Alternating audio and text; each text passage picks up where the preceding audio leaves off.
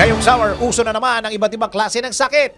Isang area ng heat stroke. Narito ang safety tips para iwas heat stroke sa ating Summer Love and Special Report.